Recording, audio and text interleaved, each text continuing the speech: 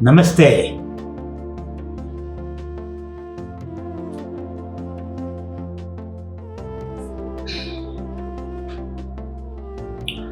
When I read this Upanishad, Chandogya Upanishad, that's what we are going to discuss today.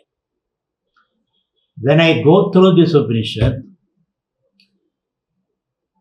I feel like a little child in a toy shop. When a child in a toy shop, he wants to pick up everything, isn't it? Because he's full of toys. Valuable toys. But, let's say the child's father, he doesn't have much time to waste in the toy shop. Nor does he have a deep pocket. So the child has to pick and choose. He cannot have all the toys. So to compress this Upanishad in 1 hour is a Herculean task. But I'll try. At least I will pick up important gems or important nuggets or important toys. So this Upanishad is called Chandogya Upanishad. It belongs to the Talavakara or Chandogya Brahmana of Sama Veda. These details are not important for you, but you can write down because when you want to read it contextually, this knowledge will help you. So, Vedas got 4 parts. First is the mantra part, the Samhita, then the Brahmana part, the rituals. These are for the Grahasthas. And then after Grahasthashrama, you go to the forest. Then you do Upasana, you deal with your inner world. And then Jnana, knowledge. That's how it develops. The Vedic system develops like that. So this particular Upanishad, which is one of the largest Upanishads, very complex and largest Upanishad, belongs to the Samaveda. And why you call this Chandogya Upanishad? So it is said, the Devas Mrityoho Bibhyadi, even gods are afraid of death. Everybody has to die, including Devas have to die, like we are dying. But they live little longer. So they were afraid of death, old age and disease. So they approached the Vedas, it seemed. They entered into the Vedas. What do you mean by entering into the Vedas? They must be reciting the Vedas. And they covered themselves with the Vedas. Mantras. One of the meaning of mantra is manana trayade iti mantra. Mantra is that which protects you when you repeat, when you chant that. Those who chant the mantra creates a protective shield around you. No corona can attack you. You don't need a vaccination. Just chant the mantra, Om, or Gayatri mantra, or Purusha Sukta, or Om Namah Shivaya. When you chant that mantra, it protects you. It develops your immunity. It protects you from aging and then diseases and even fear of death. So that is why this is called Devaha Trayi Vidyam Pravishadaha. They entered into these Vedas, Veda mantras. They Chandobi Achadayana. They got covered by, or the Vedas became like a garment for, a cover for. That is why it is Achadayatva. That is why it is called Chandas. The word Chandas, Vedic mantras, another word is Chandas. What do you call it Chandas? It covers you, it protects you. That is why it is called chandas. So Chandogya Upanishad. That's how you get this etymology. That's how you get the word Chandogyam. That which is of the Vedas, the Chandas, that which will protect you. So this is the etymology of the word Chandogya.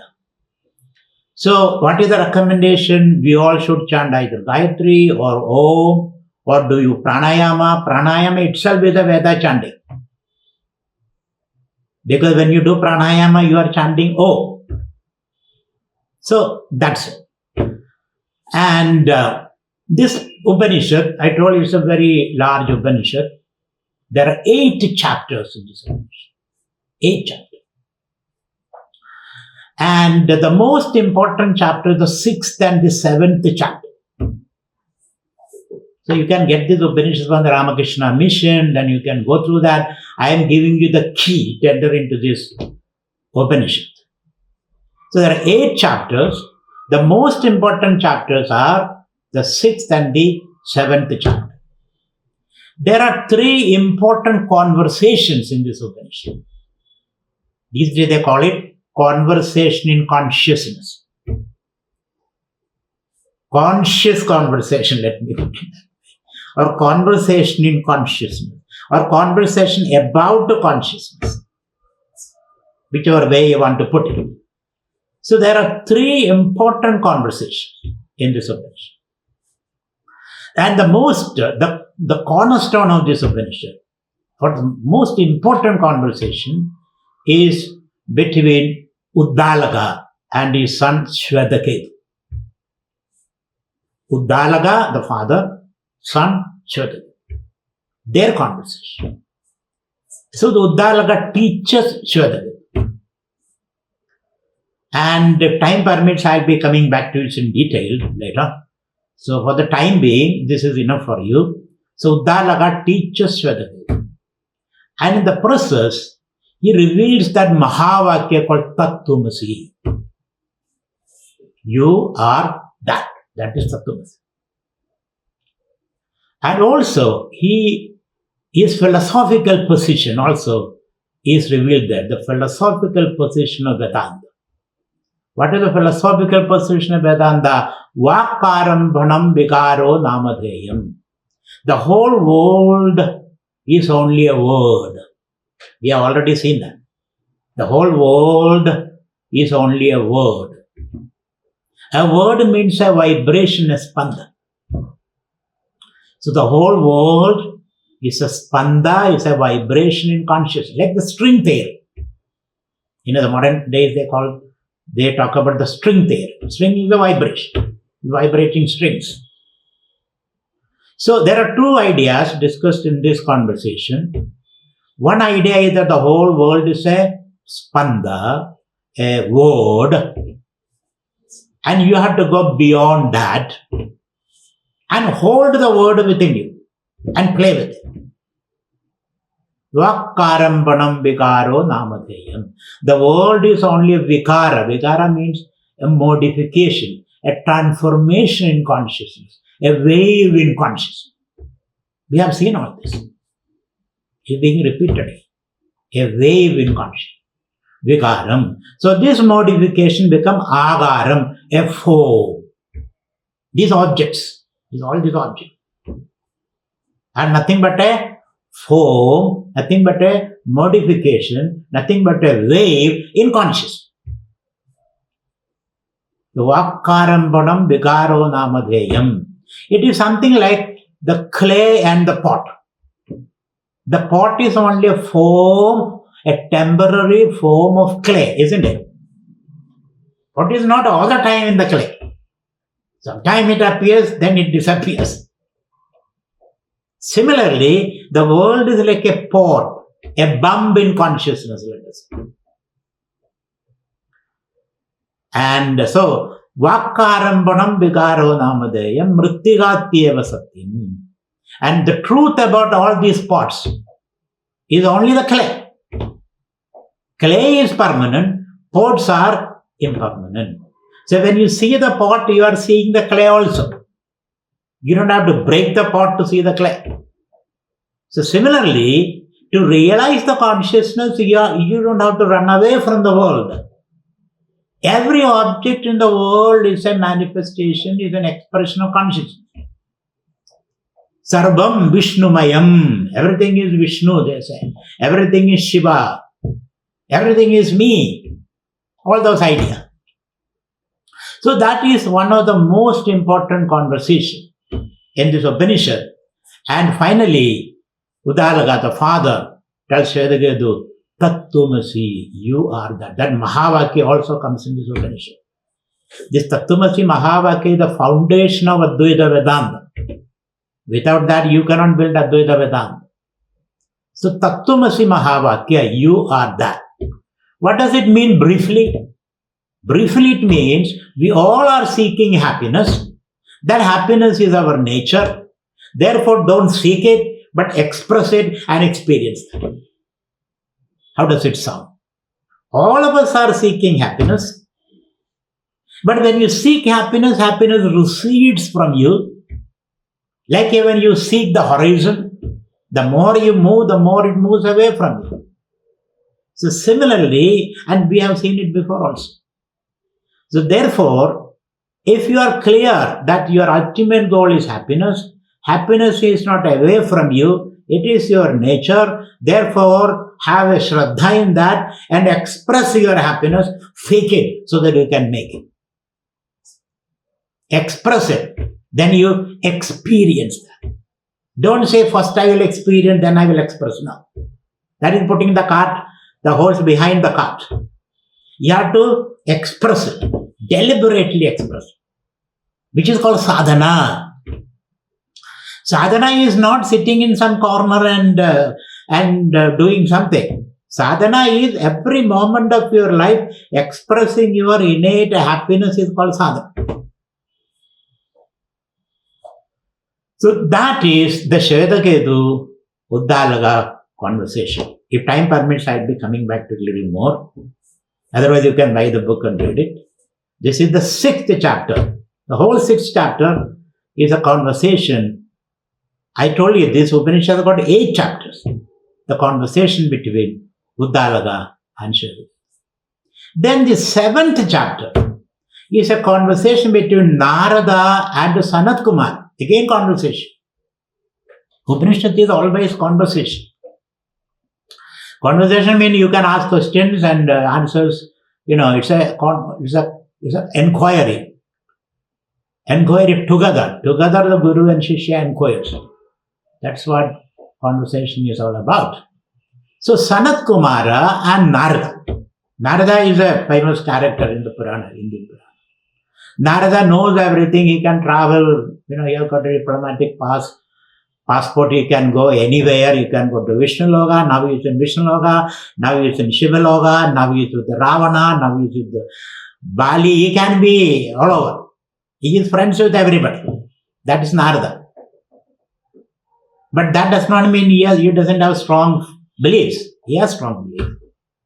But he is friends with everybody. But this Narada is a great scholar. He knows everything. 4 Vedas, Vedangas, Upavedas, Nakshatra Vidya, Sattva Vidya, Bodha Vidya, Preda Vidya, and Rasayana Vidya, Ayurveda. There is nothing which he does not know. But still, he says, I am unhappy. Soham Bhagavo Shojami.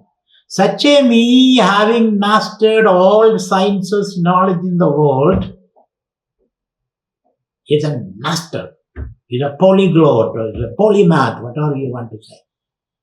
He knows everything. The whole library is in his head. He's a walking library. That's how he could entertain people. Wherever he goes, he can engage in a conversation. But privately, Narada says, in spite of that, I am suffering. I feel something is missing. I don't know what's the matter. Something is rotten in the state of Denmark, as they say. There is something is missing. I don't know what it is. Don't tell anybody. Everybody thinks I know everything. And he go to Sanat Kumara. Sanat Kumara is a great Rishi. And Sanat Kumara says, all that you know is just a word. Concepts. Words. disturbances in your brain, accumulation in your brain, dirt in your brain. It has not helped you. Because you still feel I have more to learn. You still are afraid of the other person and another scholar. You feel unsettled and disturbed and jealous. So what you have learned all these are nothing but images, words, nama, rupa. Narada himself says that is true. So what should I do? Then, once you understand this, not that you should not learn all this. Learn as much as you can. But this is objective knowledge. This is called having mode of consciousness. In that having mode of consciousness, the more you have, the more you desire to have. You need to develop a being mode of consciousness. That is more important. Not having mode of consciousness. I have. And this being mode of consciousness is different from having mode of consciousness. Because when you have something, you possess it. You possess. You manipulate. Being mode of consciousness, you don't possess. So that knowledge is called Bhuma Vidya. Sanat Kumara teaches Narada the Bhuma Vidya. What is Bhuma Vidya? What is Bhuma? Bhuma is where there is no other. That knowledge is an inclusive knowledge. There is no other. As some French philosopher, I think Jean-Paul Sartre, who said, the other is my hell. When I see the other, there is fear. Either I want to suppress him, or I want to eat him up, or I want to submit to him or her. When you see the other, isn't it? Suddenly you put on your defenses. So the Bhuma Vidya says there is no other. That's a very interesting knowledge. No racial difference, no gender difference, no class differences. There is no other. The other is my own extension. So this is called Bhuma Vidya. And when you see the other, then you are limiting yourself. Because that guy, that entity limits you. So then you become alpam. You become very little. Alpam. So nalpe sukhamasti. There is no joy in alpa. Alpa means getting this little bit of knowledge from here and there. Nalpe sukhamasti. Sanat Kumara says. Bhuma sukham. When you have this knowledge, where there is no other, that's inclusive. That inclusive knowledge. Otherwise, all our knowledge is about different things. So that inclusive knowledge will give you Bhuma Vidya. This is called Bhuma. Bhuma means inclusive. There's nothing other than that. Advaita, oneness. So there is a Narada Sanat Kumara conversation. Very important conversation. The 7th chapter. That's the theme. You can get the book and read it. And the third conversation is between Prajapati, Indra and Virochan. That is the 8th chapter. So we have seen there are 8 chapters. So I'm saying that these last three chapters are very, very important. The first 5 chapters I'll be coming. They are dealing with the upasanas and all that. So there is another important conversation between Indra. Indra means Surarat. Indra is the head of the Devas. And Virojana Asurarat. Virojana is the head of Asuras. Both of them are children of Prajapati. Prajapati has got Indra and Devas and Asuras. Both are, like our children. One child is very good child. The other is as bad as he is your husband. Isn't it? So therefore, he says, there is Asuras and Suras. 2 are there. Both are children of Prajapati or Brahma. So these two children, Virojana and Indra, go to Prajapati and says, teach us. Teach us. So Prajapati says, I won't teach you like that. You have to stay with me for 32 years. Then I will teach you. At the end of that, I will teach you. Don't say that immediately you come with a return ticket and say, okay, teach me. I'm not going to teach you.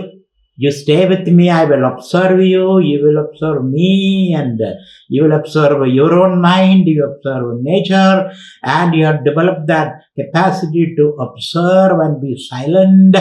Then I can teach you. So both of them stayed with the Prajapati for 32 years.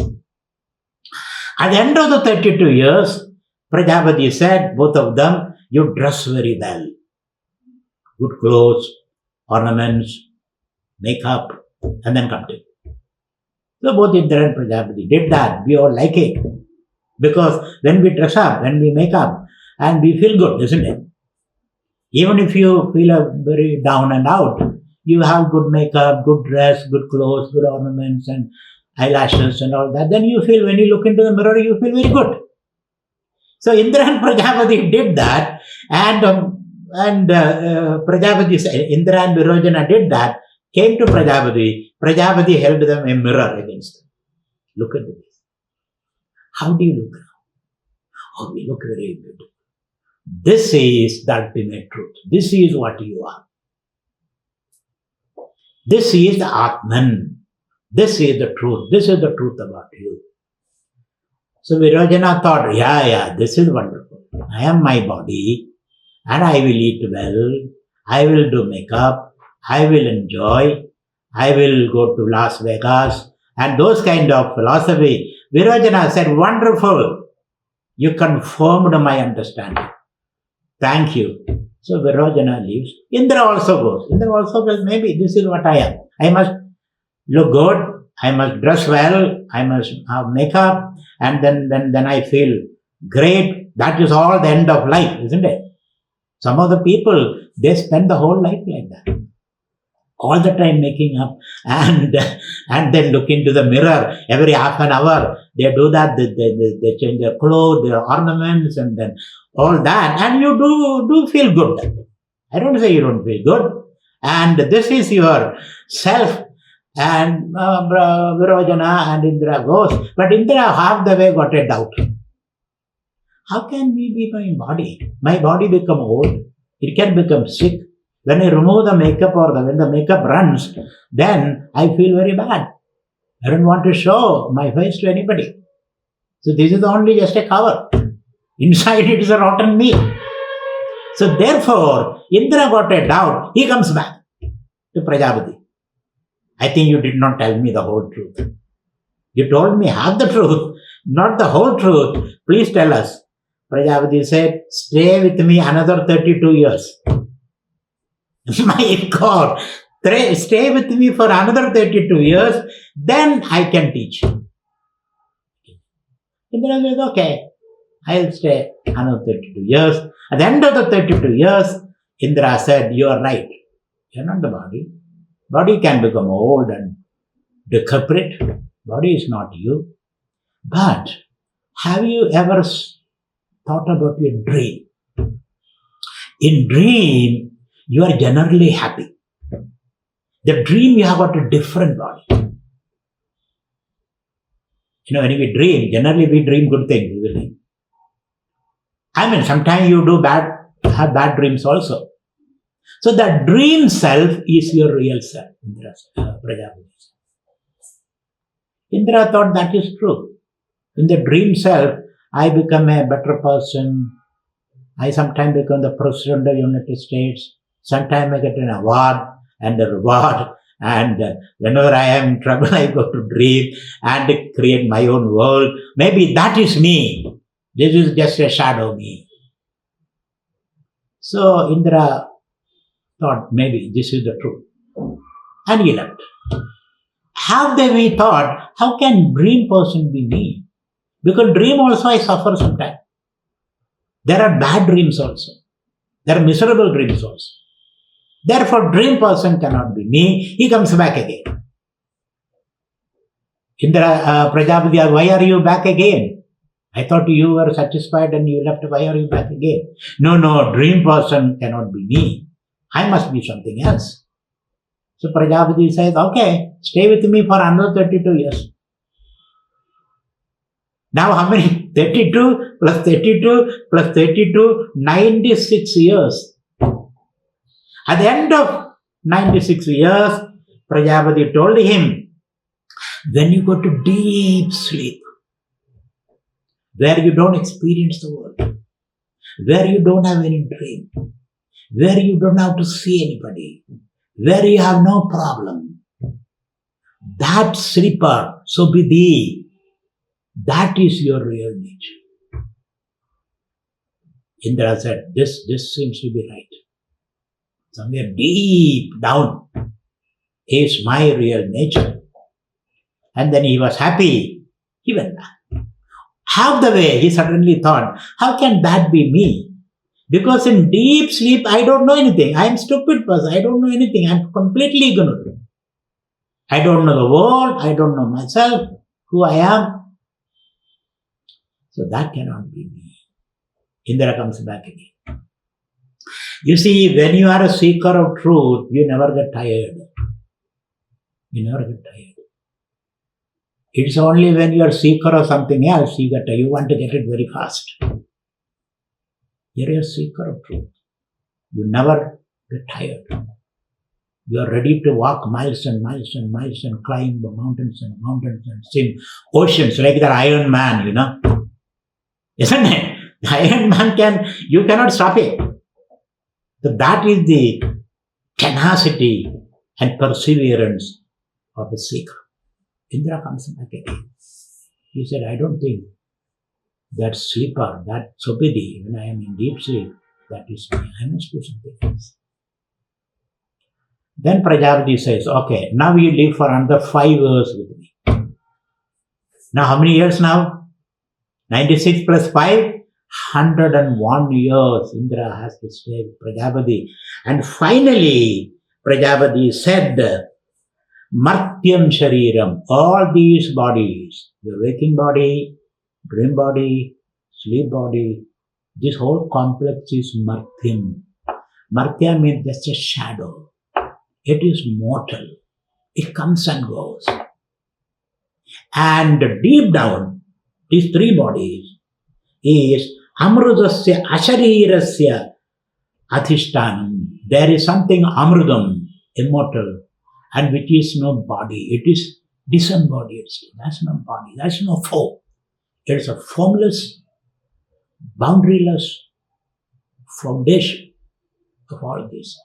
Like water is the foundation for these waves which appear and disappear. So finally, Indra took 101 years. You are taking only 1 hour. Indra took 101 years to get this into his head.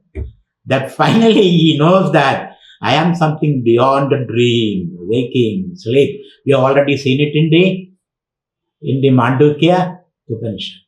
That is my real nature. Ashariramaham. Sharireshu. All these bodies. Ashariram. I am. Asharira means formless, boundaryless, subtle. That is what I am. The rest are all only appearances in me. So these are the 3 important conversations. Chandogya and Uddalaka, Indra, Virajana and Prajapati, his father, both are father and son conversation.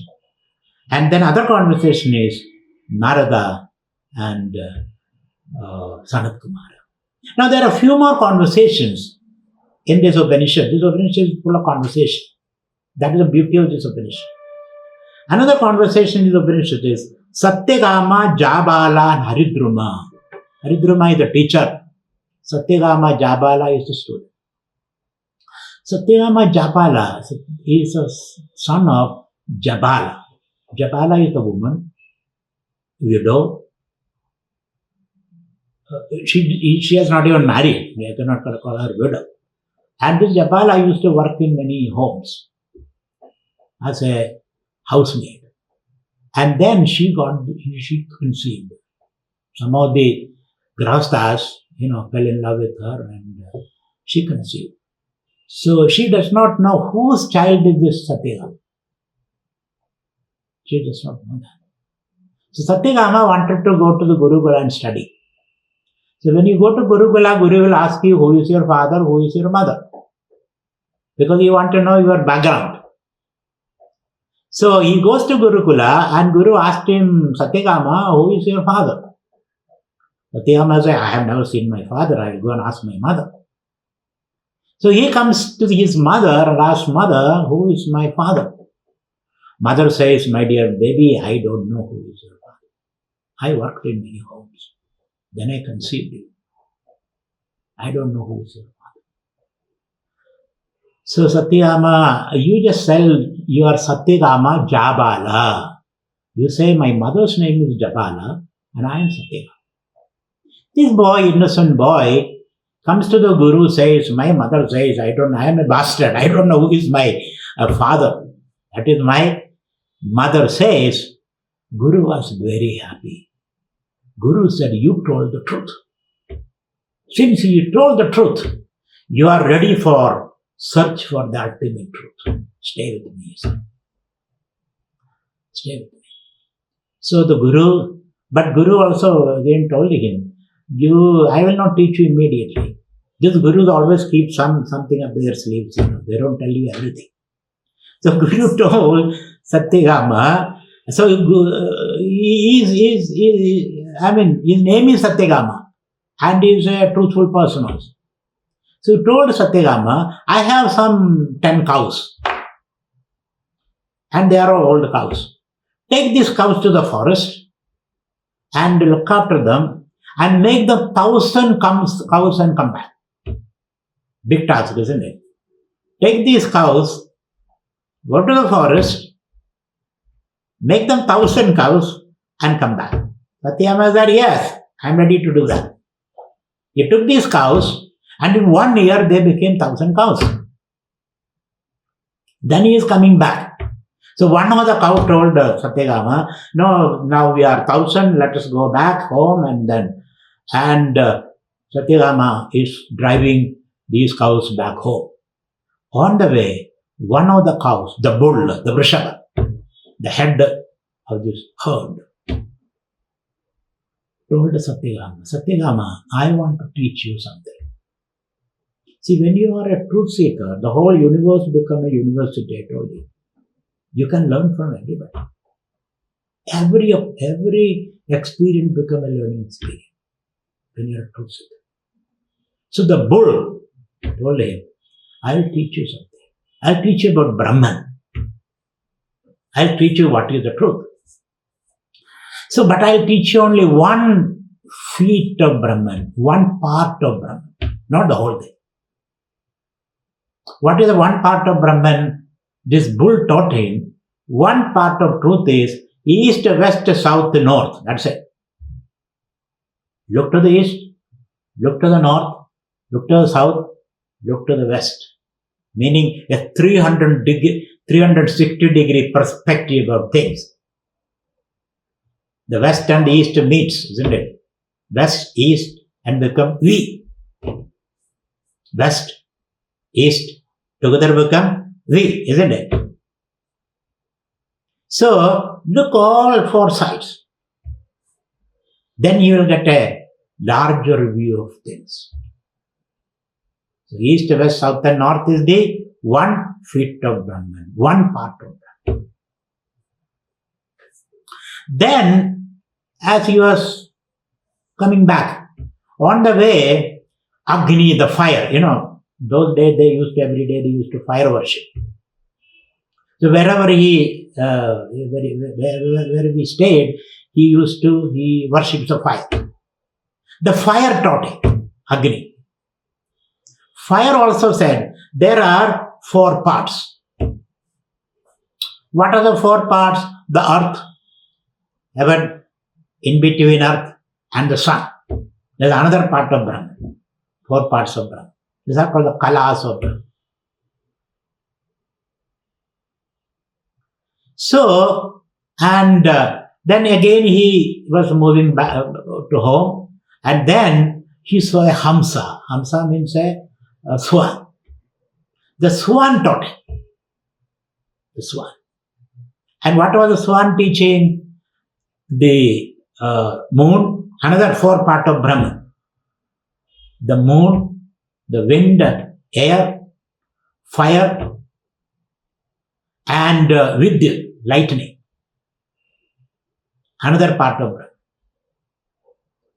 And finally, he got some lesson on the mudga bird, the seagull.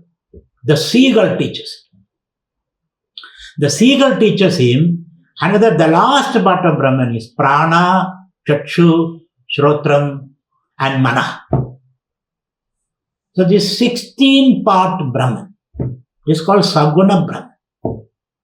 So what we learn from here is the Brahman includes not only the Indriyas and the Devatas, their interactions. So the 16-part of Brahman is taught now. It's called Saguna Brahman, Shabda Brahman. So that gives you a larger view of life. Doesn't it give you a larger view of life? These are all functioning together. And you are a product of that. And this kind of upasana we studied in Gayatri Upanishad also. So Chandogya learned from the bull, learned from the fire, agony, learned from hamsa, the swan, and learned from the diving bird or the seagull. And he comes back home. By the time he is shining like a molten gold, the Guru asked him, did you learn from someone on the way?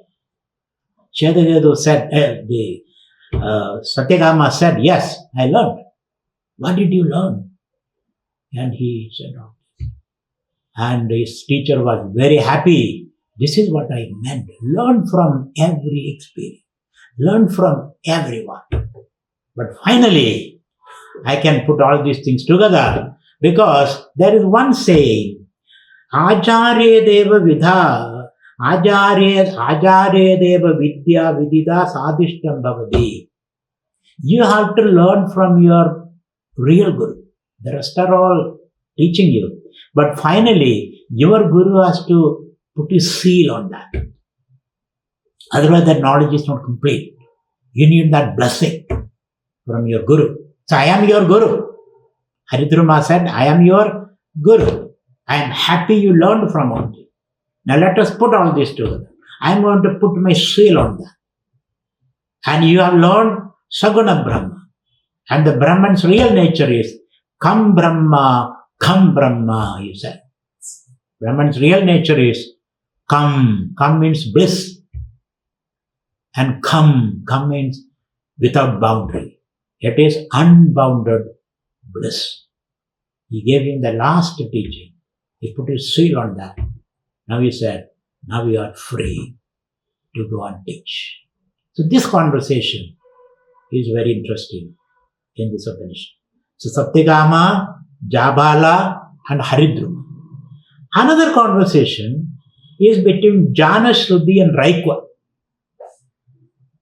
Janashruti was a very famous person. Janashruti is he is very rich and he kept a large kitchen and feeding people free food. He became very famous. And one day he was sitting on the porch of his palace and 2 birds flew over. And then he heard, and they're talking to each other, these 2 birds, 2 hamsas. So one hamsa told the other one, don't fly over the palace, because that is Janasruti's palace. And his fame is such, it will burn you down. So don't fly over, the hamsa said. So the other hamsa said, go away. His fame is not as powerful or as well known as the fame of the Raikwa. who is sleeping under an abandoned cart. The Requa who is sleeping under an abandoned cart on the roadside. His fame is more than this guy's fame. And he was stunned. How can a person sleeping under the abandoned cart on the roadside be more famous than me, who was having a big kitchen and all kind of retinue and well-known person? He overheard that. He called his minister. Go and search. Who is this Requa? He went all over. He went all over and finally found him. This man was sitting under a cart, scratching his cabbies in rags, not proper clothes. He's sitting there, surrounded by a few dogs. The minister thought, this man is more famous than Janashruti. How can he be as famous? So he came and reported. Janashruti reported, and Janashruti said, okay, let me go and see him. What is the secret? Somebody said, I want to have the cloth of a person who is very happy. I want to have the shirt, let us say. The shirt of a person who is very happy. And when I went and searched for the happiest person, but the problem is he has no shirt. What will I do? What will I do? So, Janashruti goes there with a lot of many cows and wealth and gold and all that. At Dakshina, he goes and asks him to teach. So these Requa said, no, I have no time to teach you. You're trying to corrupt me, tempt me with all this wealth. Then Janashruti has to come back. Again, he took his daughter also, young daughter, goes to Requa. So when he took all this trouble, the daughter fell at his feet, please teach my father. So Requa said, okay, I will teach you. So what is the source of everything? Janashruti is teaching us, the source of everything is prana. If you have no prana, nothing can work. Prana is the source. That was the conversation between Requa and Janashruti. Now, another conversation. These are all conversations. This conversation takes place between Janashruti and Requa in the 4th chapter of the Upanishad. 4th chapter. You can note down. When you read, you will see. When you get the Upanishad and read it, you will find that. The 4th chapter of the Upanishad. Conversation between Janashruti and Requa. Then, in the 5th chapter, you find Shvetaketu, Pravahana Jaivali, and a conversation. Pravahana Jaivali is the teacher. Shvetaketu is the student. Another Shvetaketu we have sent the Shvetaketu conversation with his father. Same Shvetaketu here. Before he meets his father, he has some other encounters. So Shvetaketu and Pravahana Jaivali, their conversation, and the most important part of this conversation is the 5 yajnas. Of course, they discuss many things. They discuss what happens to a person who dies, where does he go? How does he go? Is he coming back? And if he comes back, how does he come back? Why the heaven is not overflowing? Or because people are going there continuously, isn't it? So therefore, there must be no space in heaven or hell. No, you say they don't stay there permanently. When their karma bala is over, they will come back. They'll come back. So all these questions are asked. But the most important conversation here is the idea of 5 yajnas or ahutis. About yajna, we have an idea. Yajna means fire and offering ghee and then samagris and thinking of gods and sankalpas and asking something from God. This is our idea of a yajna. But here the yajna has got a cosmic meaning. Like in Bhagavad Gita, the meaning of yajna changes. In the Veda, yajna means offering materials into fire to propitiate gods. But in Bhagavad Gita, meaning of yajna changes. Their yajna is doing his work for common good. That is your, whatever you are doing, whether you are a doctor or an engineer or a politician or a housewife or a CEO, do your work, keep in mind common good, to promote common good. That's the meaning of the yajna. The yajna has got different meanings. So here another wider meaning of yajna. They say the first yajna happens, the fire in that yajna is the sun. Sun is the fire. Into that sun, devas offer shraddha, faith. That is the first offering. Into the sun is the fire. Into that gods offer shraddha. And from that comes soma. Soma. Soma is a adrishya shakti, a particular power arises out of it. When you have shraddha, faith, conviction, you invoke a certain energy, don't you? If you have no conviction, you have no energy. So when devas offer shraddha into sun, a particular energy arises, which is called soma. That is first yajna. Then, again, the devas, here, second yajna, here the fire is parjanya, the clouds. Cloud is the fire.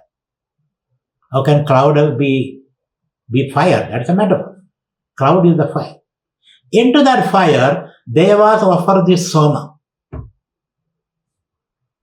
As a result of that comes rain. Rain comes. Rain comes. So the rain is the result now. Then the third fire is the earth. Into that earth, which is fire, devas offer this rain. As a result, this is a yajna. As a result of offering rain into the earth, what happens? Vrihiyavadayaha, wheat and all kind of grain grow. Isn't it? Annam, food. Is it not all meaningful?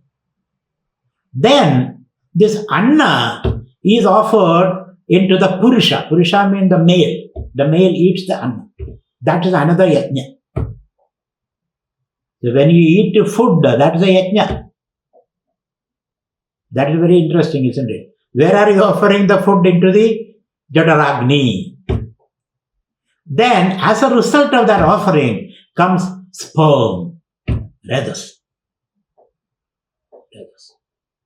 That also is there.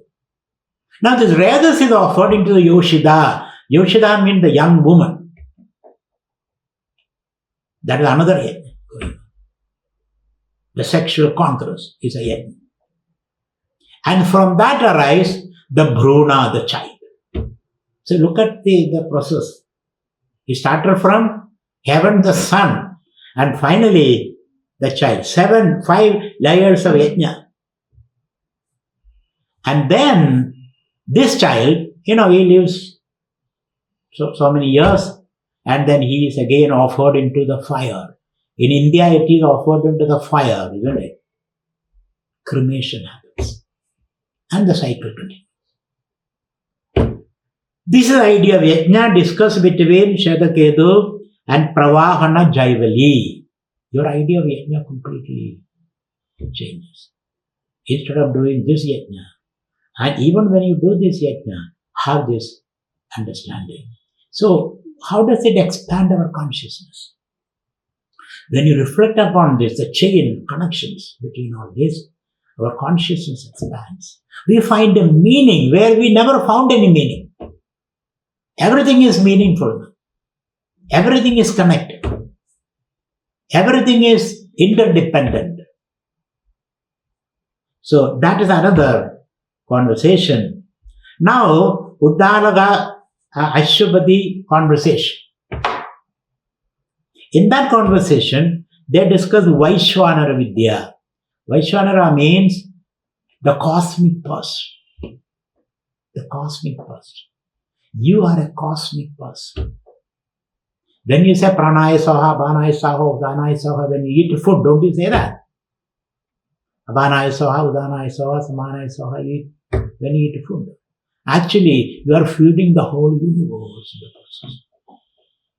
You are the Vaishwana. You are not just an individual. You are part of the whole universe. With that understanding, you have to eat food. So in India, before you eat food, you say pranaya soha, abanaya soha, udanaya soha, samanaya soha. Don't you say that? After finishing food also, you do this. This way you are covering the prana between these two sipping of water. First before you eat and after you eat, which is very, very important.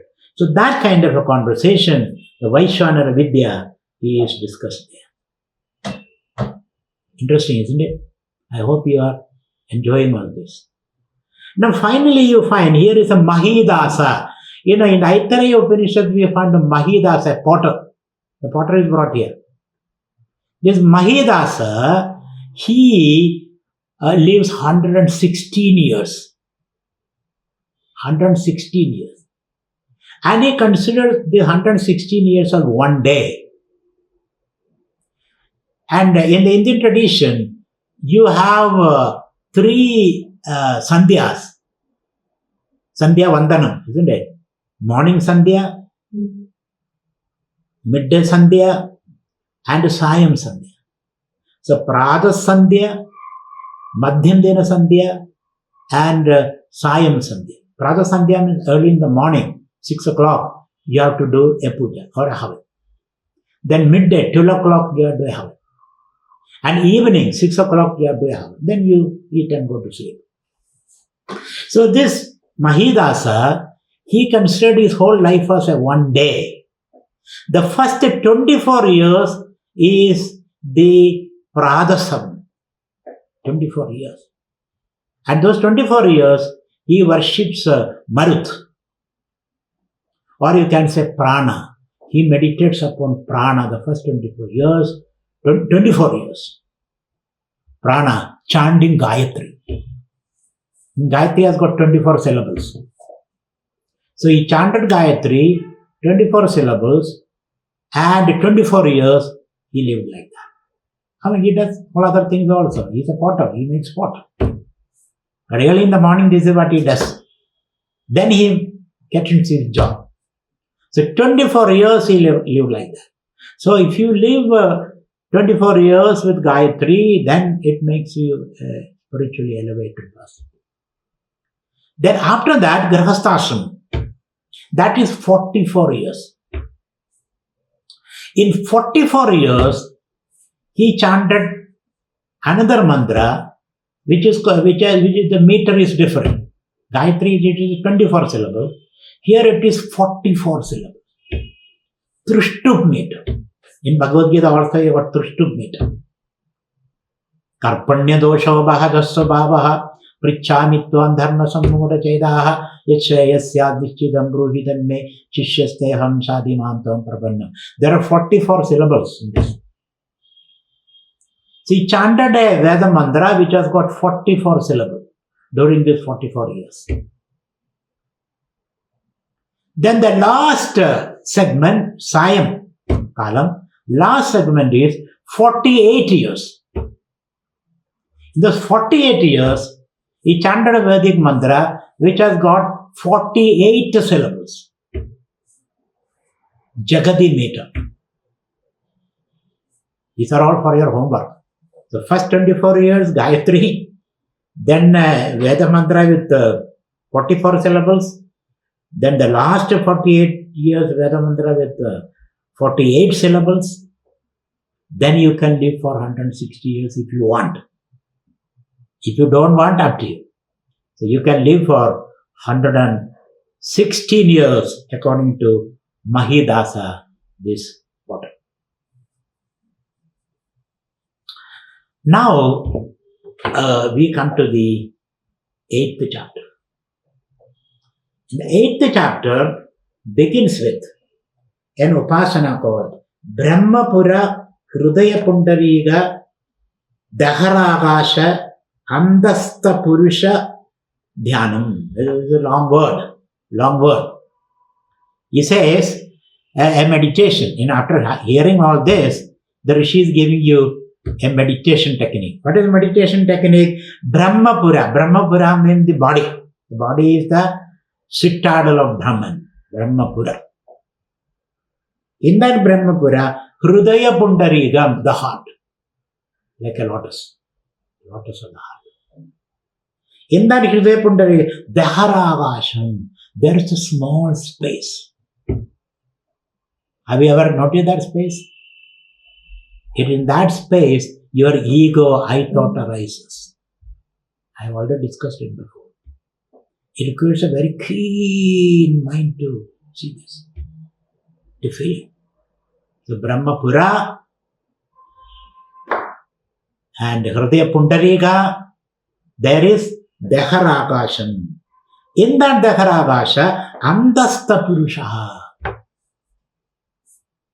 There are two Purushas there. As we have seen, two birds.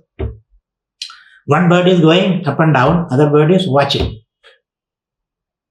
So, in that, there is the Purusha.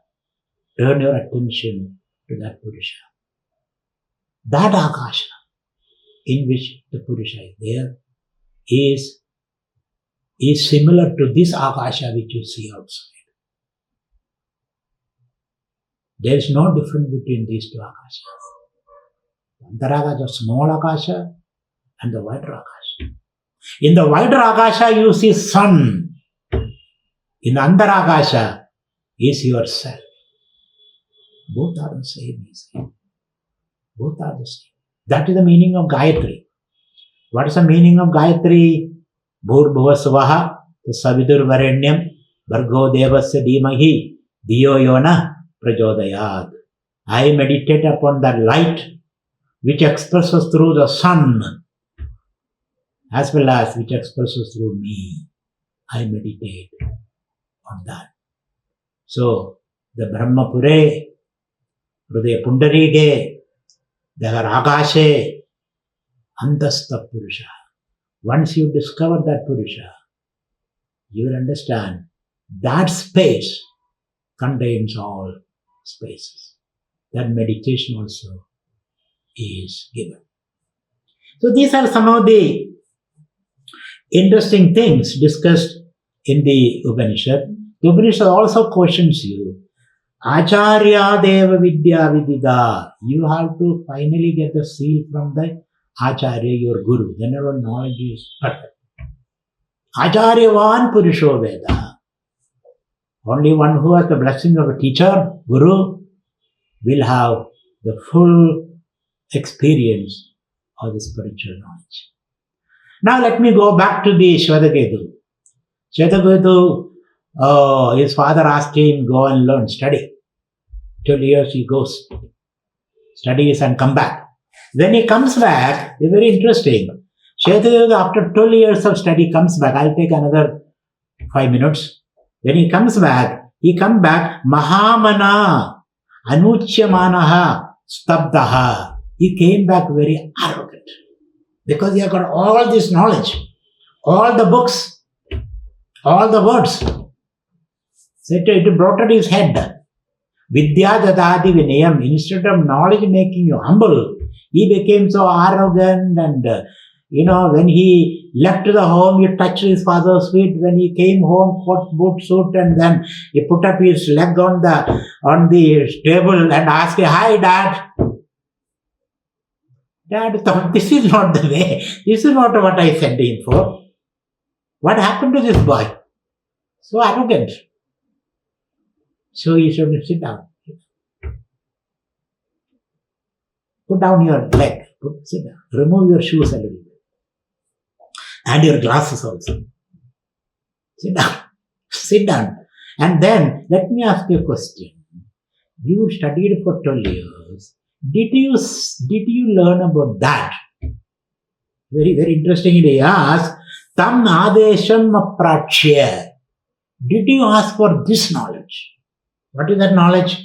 Yen ashrutam shrudam bhavadi, by which you can hear what cannot be heard. That which cannot be heard, have you heard that?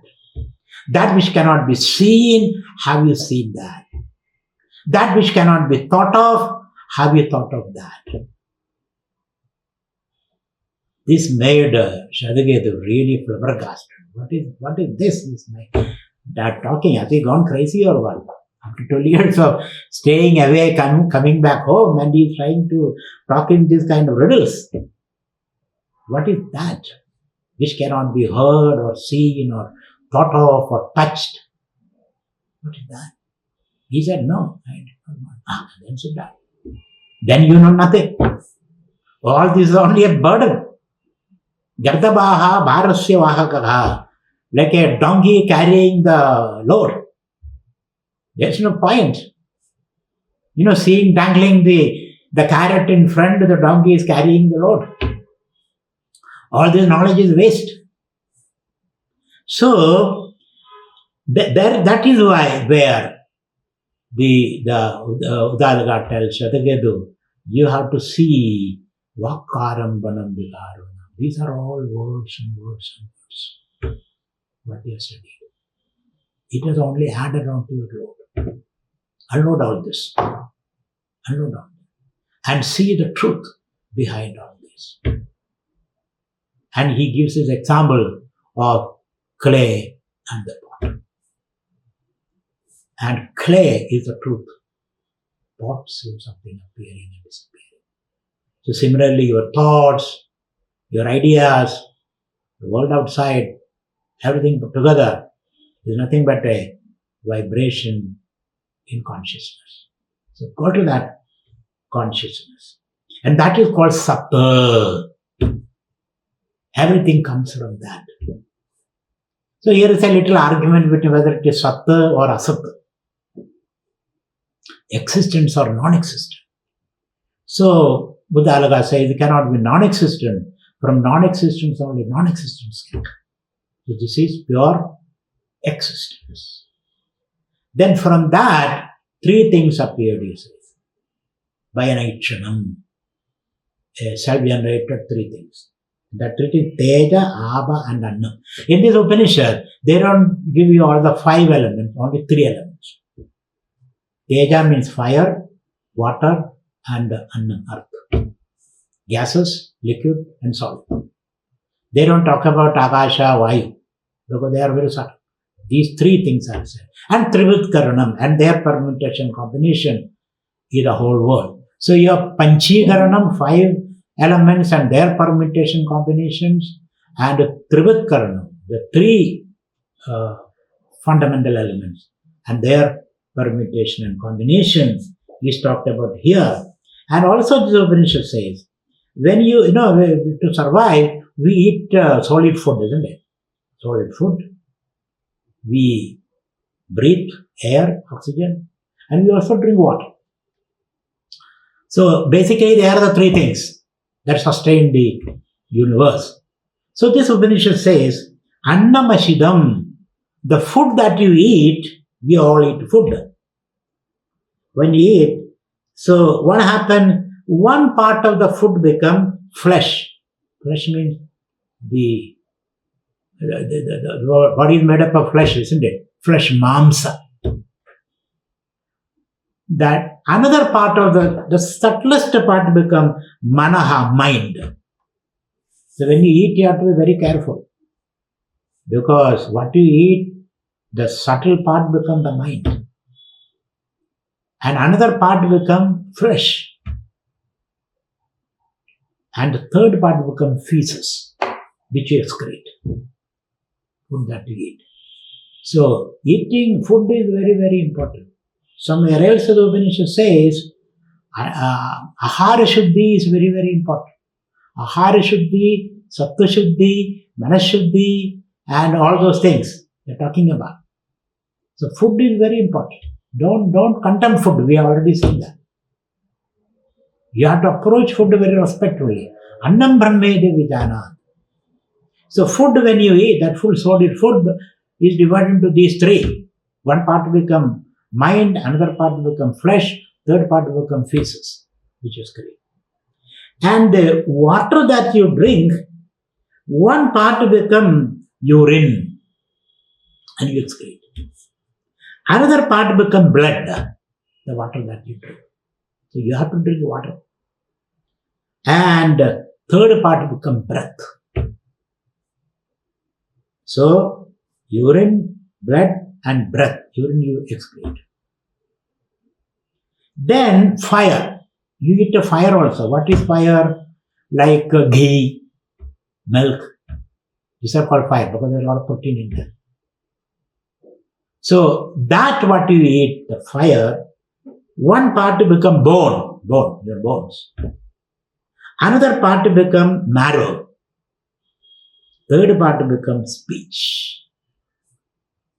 So a little bit of ghee is good so that you can speak well, clearly, forcefully. Words come out of you, especially when you have a commanding leadership position. Your words should be very clear and powerful. Otherwise, you cannot lead. So a little bit of ghee is good, he says. So this is how what you eat. You drink water, you eat solid food, and then ashdam. And the mula, the root of all this, is the Atman, the Sat, the root of it. So that is, friends, and in this chapter also there is a beautiful story. Tattvamasi is said 9 times with many examples. One example he says, Tattvamasi, one example he says, bring that seed from that banyan tree. Cut it into 2. Dal asked his son, bring that seed, cut it into 2. What do you see? I see some outline. Cut it further. What do you see? I see nothing. It is from that invisible, this visible tree manifested. Isn't it? That invisible. This visible tree. Huge banyan tree. Similarly, from that invisible reality, whole visible world manifests. Beautiful example. Tattvamasi Shadagado. That is your real nature. Tattvamasi. Another example given, bring me a glass of water, put a lump of salt in that, wait for some time. Yes, I did, Father. Okay, after 2 hours, bury that salt. I don't see it, Father. Okay, taste from the top of the glass. It tastes salty, Father. Middle salty, bottom salty. Similarly, the Brahman is everywhere. You don't see it, but it is there. It is there. Similarly, the tree has got branches, leaves, flowers and fruits. But all these are sustained in the sap in the tree. It is the sap in the tree which becomes all this. Similarly, the Brahman in all over. Tattvamasi Shadagado. That is what you are. Similarly, the honeybees bring honey from various trees. Isn't it? Nectar. And put all of them together. Then you have got an ocean of honey, a mass of honey. Similarly, all these are, though it come from different sources, ultimately it all go into the same source. Tajjalan idubasi. Everything comes from there. Everything go into that. Similarly, he gives a beautiful example of Gandhara Desha. Somebody was kidnapped by a set of dacoits and blindfolded, took him to a forest, took away all his money and ornaments, dumped him in the forest and did not know where he was. Then he cried, I don't know where I am, I don't know where I am, I don't know where I am. Take me, Vahimam, Trahimam, don't we say that? Save me, protect me, Trahimam, Trahimam. I don't know where I am, I don't know why I came here. Can somebody help me? And a passerby comes, heard his cry, say, Guru comes, removes his blind and removes the clothes, and then told him, go this way, go this way. Not this way. Nedi, idam, this way, this way. The Guru guides him. Finally, he reaches his home. Similarly, we are lost in the forest of desires, unending desires, emotions. It is time for you. Remove the blinder from you. Remove this mask from you and see the truth, which required a guru's help. Somebody has to come and remove the scale from your eyes. Then alone, it is all possible. So that's what this Upanishad is. This Upanishad also talks about a lie dictator. There is a lie dictator. Suppose you are a thief, you are caught as a thief, you have stolen something, and you say, no, I didn't steal. But everybody knows that you have stolen. Then you are brought to the court. Those days, the lie detector is, how do you know whether you are telling the truth? You will be forced to hold a tapta parashu, a red hot iron bowl or something, tapta parashu. And if you hurt yourself by that shows you are a thief. If you don't scald or if you don't burn your hand, that shows you are the honest person. Very difficult test, isn't it? Kind of lie detector. So here the Rishi says, if you are honest, if you have not done it, even if you hold a red hot iron bar, nothing will happen. I have seen in the Himalayas, my own experience, an old man, he takes a ladle and then puts it in the fire. When it is red hot, he licks it. I see it with my own eye. I am not telling a story. So if you are strong enough, it is possible. But if you are weak, divided, no, you are the thief. So if you cover your mind by anurudam, untruth, you will not be able to hold it. If you protect your mind by truth, then you will be able to hold it. That also is said in the so cover yourself with the truth, not truth. That is the message for this Upanishad. With this, I should leave you alone for contemplation and read this Upanishad. It's a wonderful Upanishad.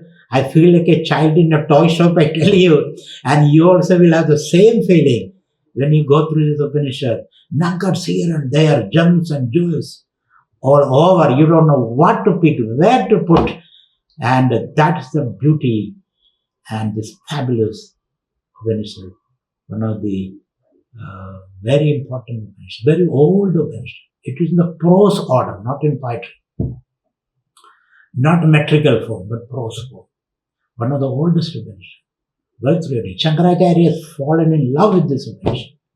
And he quotes several passages from this Upanishad in his Brahma Sutra Bhashya. So I would recommend you to buy this Upanishad from the Ramakrishna Mission.